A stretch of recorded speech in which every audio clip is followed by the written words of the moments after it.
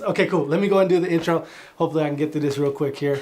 What is going on, everybody? Jesse Delgado. Hold on, I'm looking at the monitor. And plus, I said do your thing. Heck, hello. My bad. Go ahead.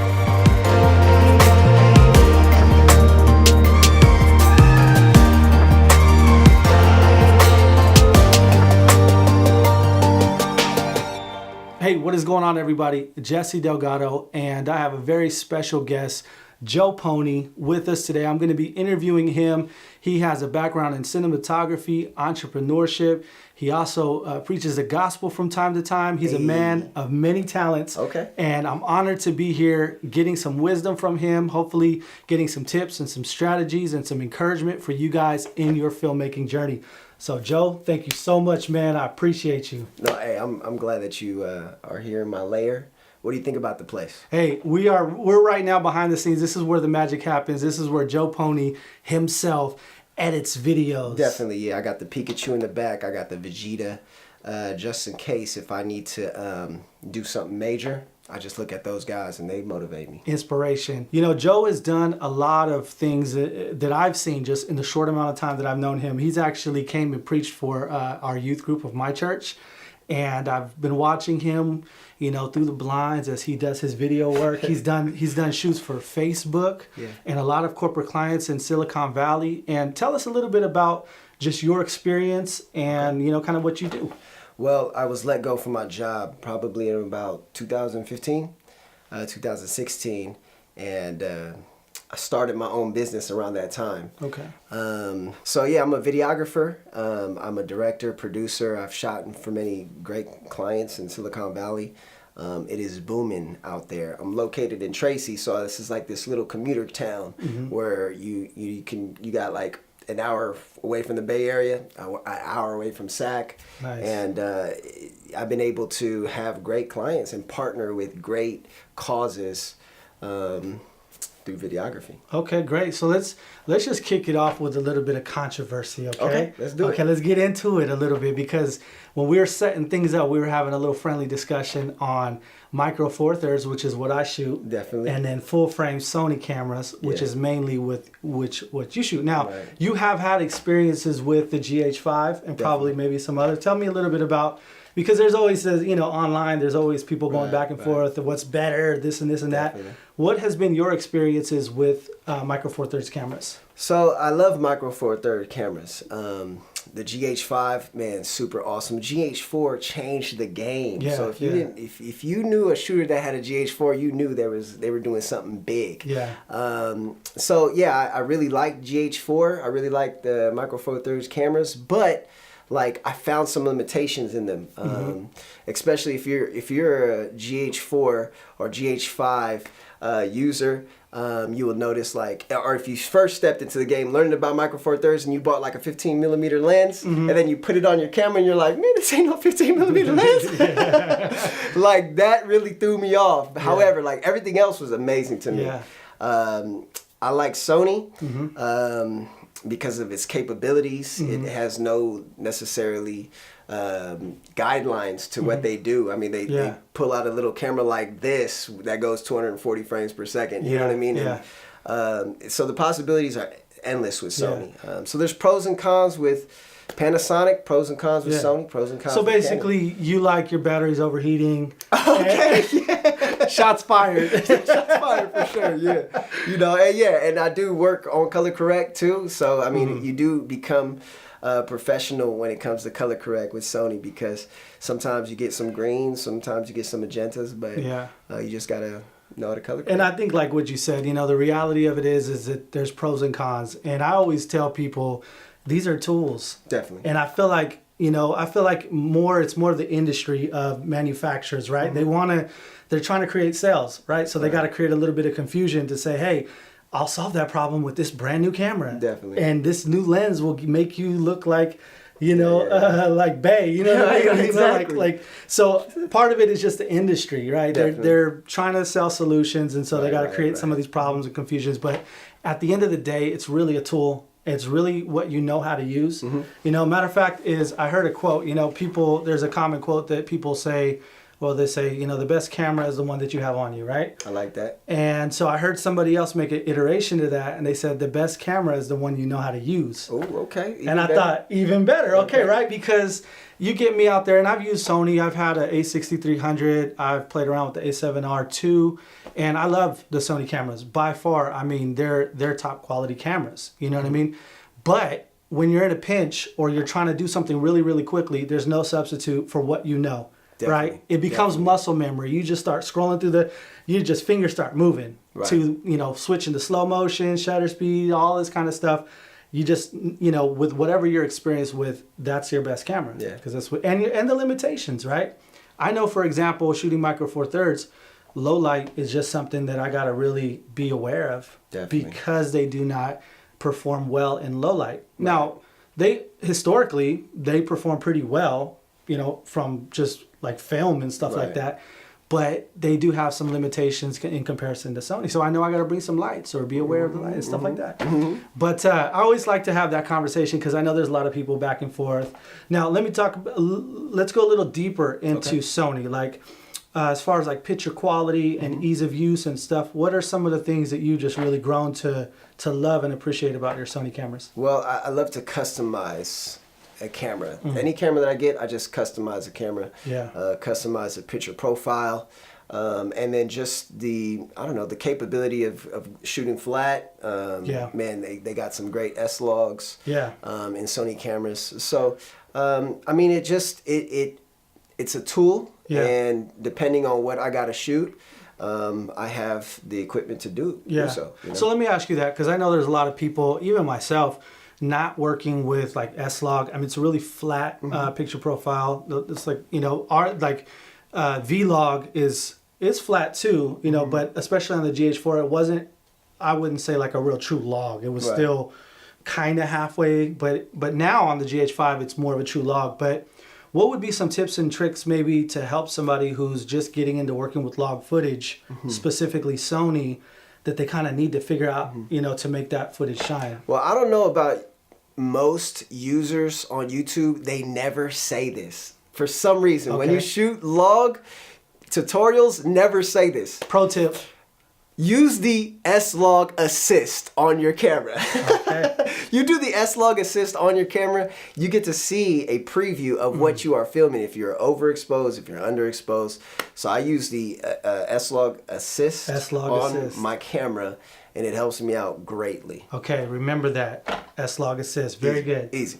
Okay, so one of the reasons why I wanted to interview Joe is because of his story, specifically his story from starting off as a filmmaker, maybe even fair to say as a hobbyist, definitely, to growing into an entrepreneur, somebody who is full-time in it, doing jobs, getting clients, billing clients, like the whole nine, not just recording and editing, but the whole, he's actually, runs his own business doing filmmaking. And I know for myself, when I started picking up the camera and I started learning more, and those were my thoughts. How do I make this into a business? How do I get clients?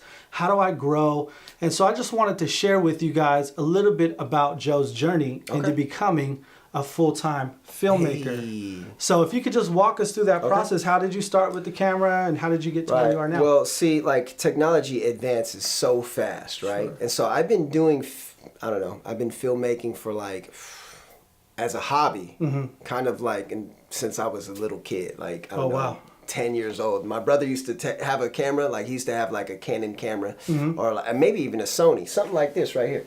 My brother used to have one of these, and he used to film with one of these puppies, right? And I used to just watch my brother, and I'd be like, man, I want to do something cool like that, right? Yeah. And so I got me a camera, and I started filming with my friends and stuff like that.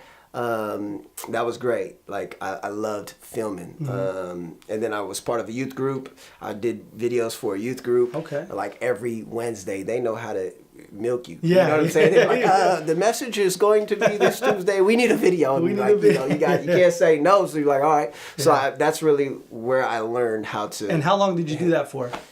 Man, I don't know, like 5 years, something like that. Wow. So, yeah, I've been filmmaking for probably like, 13 years or something like that. Wow. However, it's always been a hobby to me. Yeah. Always been a hobby.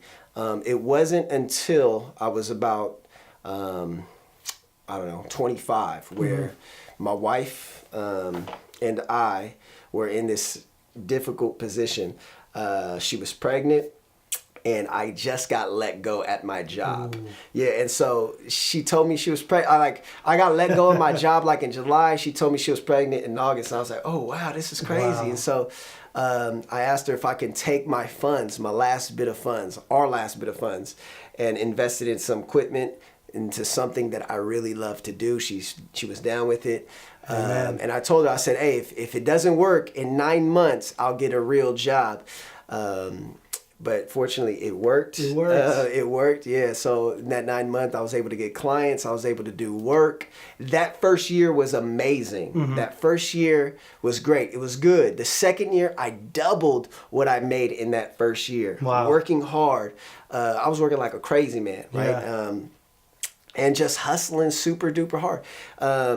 My third year in running a business, man, I took major losses. Yeah. I plateaued in my third year, but I learned a lot with the many failures I had in my third year, with the many mistakes I've had in my third year. When I plateaued, I learned so much that it really changed the game. This is my fourth year running this business as a full-time filmmaker, and man, I'm crushing it. That's impressive, man. And doing crazy numbers. I've been seeing just the work that Joe's doing, and he's not lying. He's been doing some quality work, and I imagine that you've just been putting out. I mean, off camera, he was telling me he's already got 5 different people that he's working with currently at one time. And let me ask you this: what was your frame of mind, right? So you get laid off, right, and you're about to have a baby. Your wife tells you next month that you guys are having a baby. Super exciting time. Right.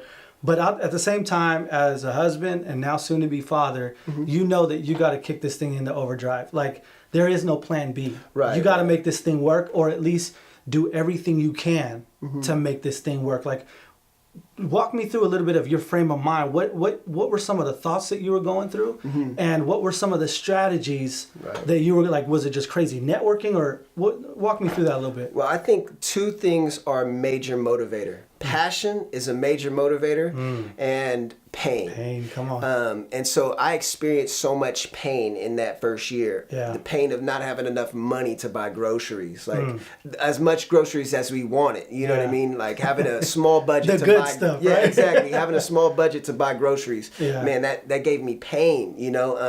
Not being able to make enough for bills, like having to take money from here to there, just so I can pay some bills. Like, so I experienced a lot of pain that first year where it motivated me. So I know there's probably, and I know there's a lot of people out there that are just starting their filmmaking, journey. They have been acquiring some skills, like you said, at their church, or they've been building up their skill. They feel confident. They maybe even acquired a little bit of gear, right?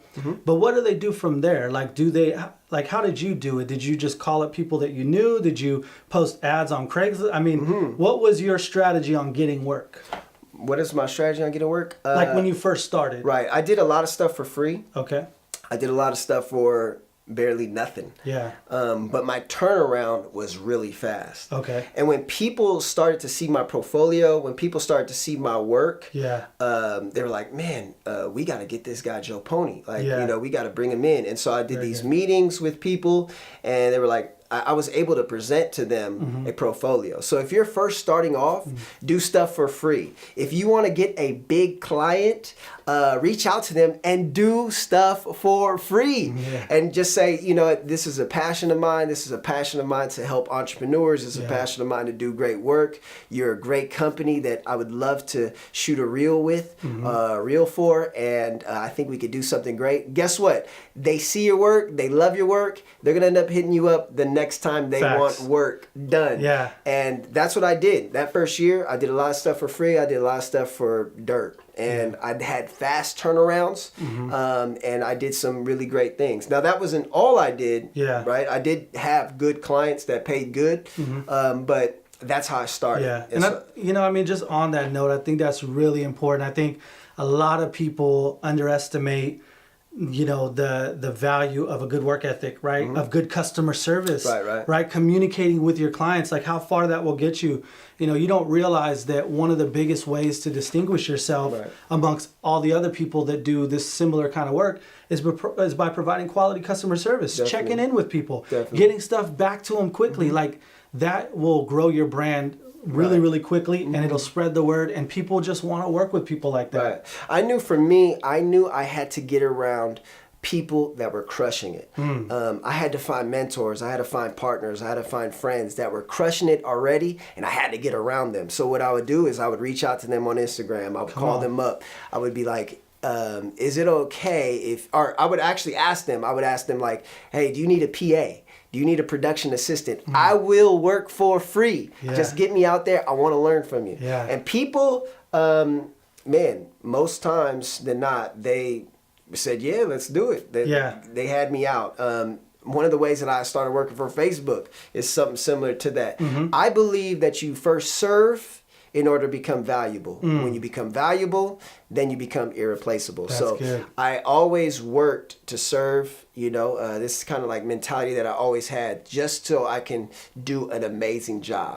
That right there speaks volumes on how to, not only, serve people, but also to create a brand, an association that is attached to you, right? Like when people think of Joe Poni, they think of somebody who is a relationship builder, a problem solver, somebody who came to serve, somebody came to join in a particular person's vision to help it get to where it's trying to go. And there's so many people, you wouldn't believe how many people are not doing that. Right. That if you just were to do that, that would put you ahead of people by miles. And then like you said, I feel like a lot of people are afraid to work for free.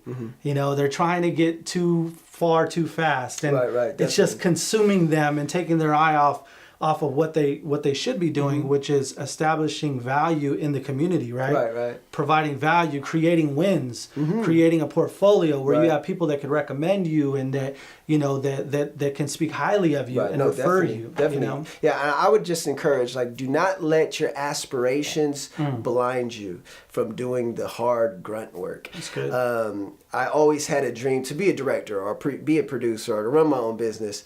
But I was never too proud to do the grunt work, to carry the bags, to go get coffee, to find out what everybody needed on set. I think that's what created me as a asset to much set work, was the fact that I was able to just do the hard work and ask everybody on set, do you need any water? Do you need any coffee? I'll go get it for you. I think that is a type of attitude to have, is the attitude that's like, hey, I'm willing to do anything, anything it takes. And And I think you could even look at yourself and be like, what kind of people do you want to work with, right? Right. Be that kind of person for somebody else. Like, I have some friends and some guys that I try to pour into that come and they help me out and they'll, do stuff. And man, I love investing in those kind of people. I love paying them and teaching them and helping them in their journey with whatever I can, simply because of their attitude towards me. I love that. Right. So it's the golden rule, right? It's full circle. Hey. So let me ask you this, right? Okay. So that's kind of the upside, right? Like things are cracking, things are going well. You took a risk and it's paying off, right? But let me get into some of the challenges that you've experienced in your business. Can you talk a little bit about some of the challenges that you face or maybe still face? The biggest challenges I faced running my own business was, where do I start? I've taken major L's running my business. There have been times where my wife walked into my office and seen me on my office floor crying my eyes out, and she'd be like, "Man, you okay?" I'm like, "Man, I'm just going through it." And so and so I found myself, in some tight positions, facing failure, having to change my perspective and if this is even possible, and so the biggest challenges I've faced, where do I start?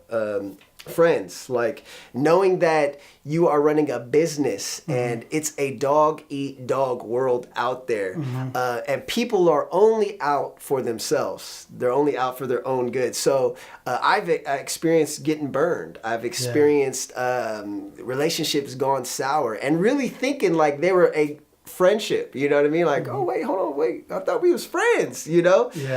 But experiencing relationships going sour, being burned, that was most tough for me. Experiencing like, you know, just getting dogged and getting burned, like that was hard for me in business. But you live, you learn, and you know. Now, do you mean burned like as far as like on price, like people didn't pay you what they said? Kind of thing, right.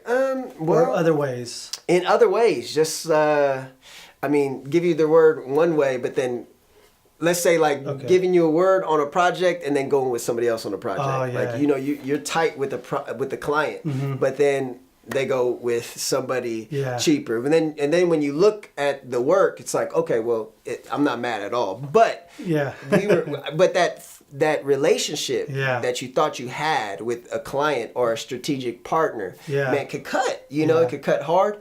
Also with other videographers, out to one up you. You know what I mean? Out to take your ideas, out to not give you credit. You know what I mean? Out to do stuff behind your back or say something behind your back or just dog you. You know what I mean? And so for me, it was a huge learning experience. Like, okay, well, it's all right. People are out there. People, there's some bad people out there. You know, selfish folks out there. Can't let it bother me. You know, got to keep going. So for me, those are major losses I've taken, and it's been a learning experience running a business for sure. Okay, let me ask you this, right? And just on that note, like it's such a good point. A lot of people don't realize that when you get into business, now you just kind of you do place kind of a target on your head. Now you have a commodity that people want.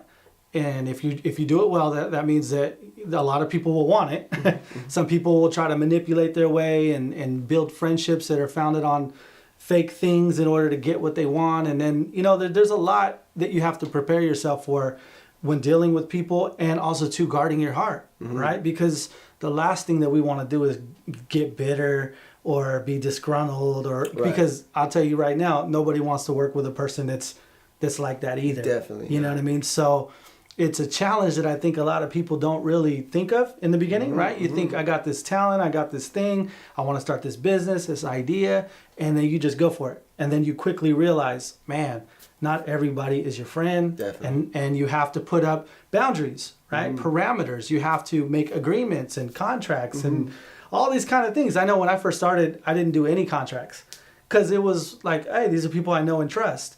But then I quickly realized that it's a way to protect my heart. It's a way to protect my income, and it's a way to protect our relationship. Definitely. Right? Because if we both can agree to these things contractually, then we're obligated to uphold our word. Definitely. And at the end of the day, you know what I mean, we could at least safeguard our relationship, our work experience. So right. And just having everything on paper is really great. Yeah. It's a great reference to refer back to. Sure. You know, like email thread, you know, is great to refer back to a text message thread or an agreement form, you know what I mean? Yeah.